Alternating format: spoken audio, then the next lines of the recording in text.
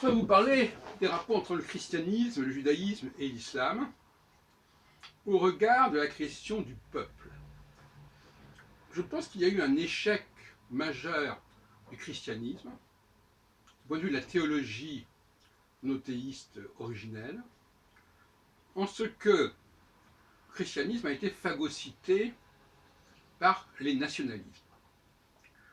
Donc les idoles nationalistes, en quelque sorte, auront empêché le christianisme de se constituer comme une entité d'un seul tenant. En dépit de l'institution de la papauté, qui d'ailleurs n'épuise pas la question du christianisme de toute façon, mais le nationalisme s'est substitué au christianisme. Le politique s'est substitué au religieux, et on connaît d'ailleurs la dialectique entre le politique et le religieux, entre le temporel, le spirituel, etc., entre le pape et l'empereur. Mais d'une manière générale, bon, l'empire romain germanique pouvait-il à ce moment-là serait donné au peuple allemand une sorte d'identité religieuse en quelque sorte, hein.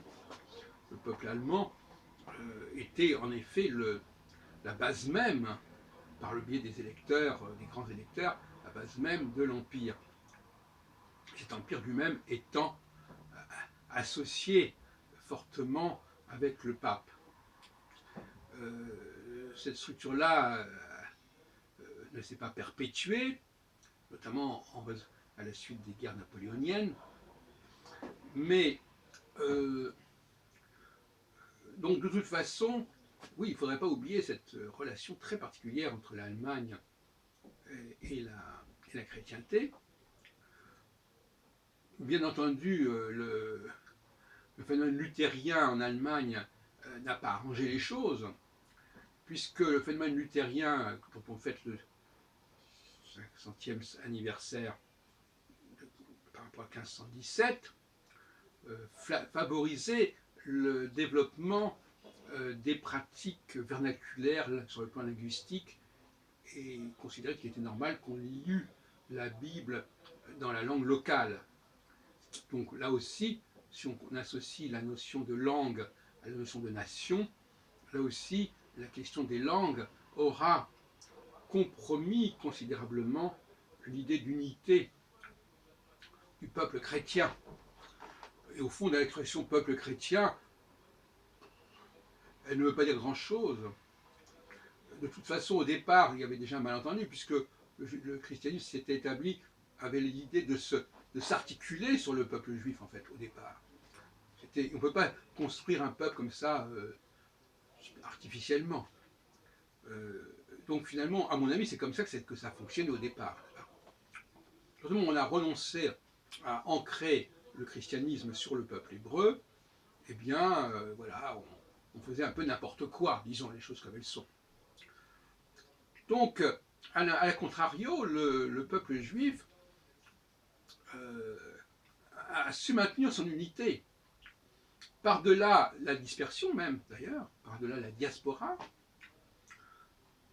autour, bien entendu, de la création de l'État hébreu, de l'État d'Israël, etc. Mais, bon, c'est tout un ensemble. Mais d'une manière générale, cette unité, elle se perpétue. Et au fond, on pourrait dire qu'il ne peut pas y avoir d'unité.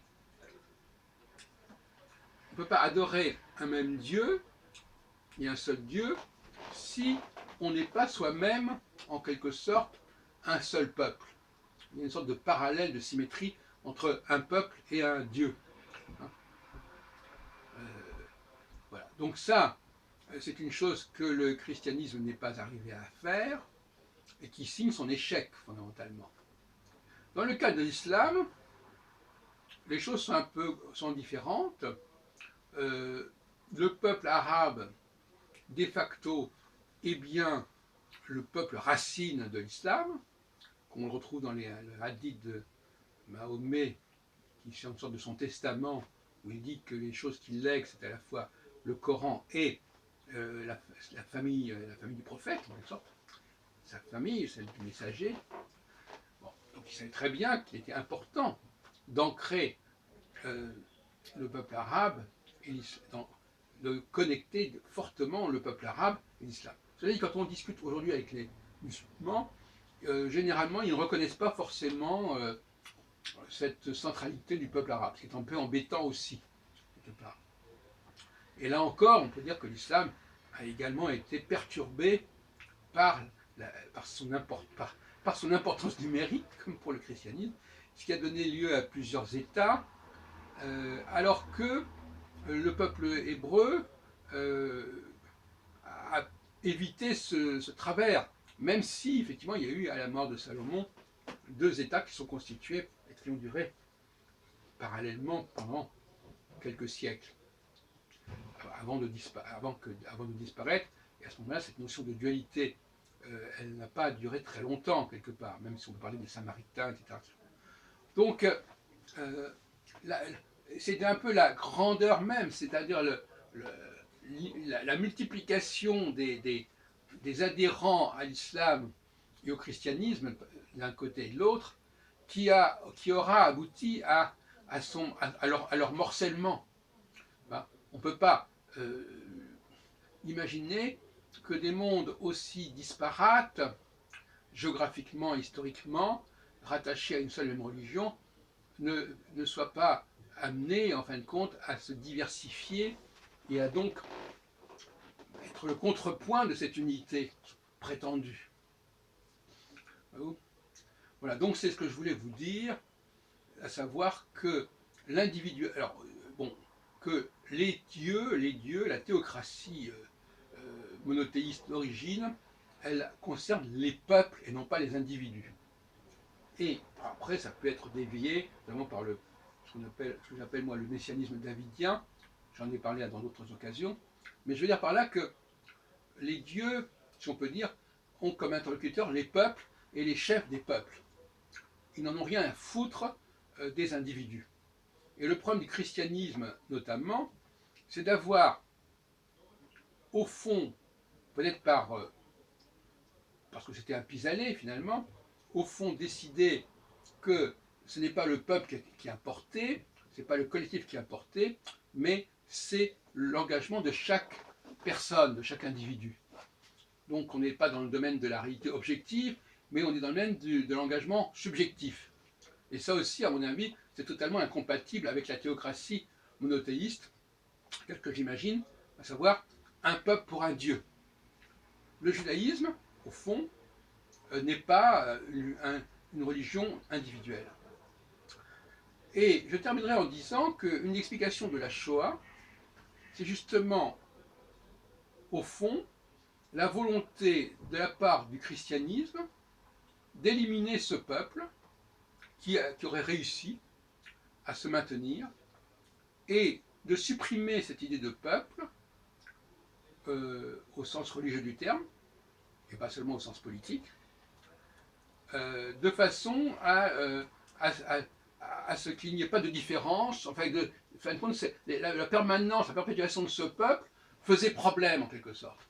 En supprimant ce peuple, le christianisme se retrouvait beaucoup plus tranquille parce qu'il n'avait pas ce contre-exemple du peuple hébreu qui s'était maintenu et qui était une sorte de dévalorisation de la réalité chrétienne. Moi, je pense que c'est pour cette raison qu'on a voulu éliminer le peuple hébreu en tant que peuple, parce que le peuple est, par définition, l'interlocuteur privilégié de Dieu, et on ne voulait plus que ça se passe. Et c'est pour ça que ça me fait penser au jugement de Salomon, avec ces 2 femmes qui viennent le voir. Une femme a perdu son enfant, l'autre là, et la femme qui a perdu l'enfant revendique cet enfant. Et Salomon dit, bon ben voilà, alors on va couper l'enfant en 2, et la femme qui a perdu l'enfant dit oui, oui, très bien. Et à ce moment-là, Salomon comprend qu'elle n'est pas la mère de l'enfant. Eh bien, c'est un peu la même chose. On veut supprimer chez l'autre ce que l'on n'a pas.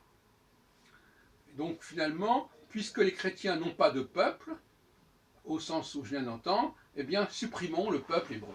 C'est ce qui a été l'enjeu de la Shoah.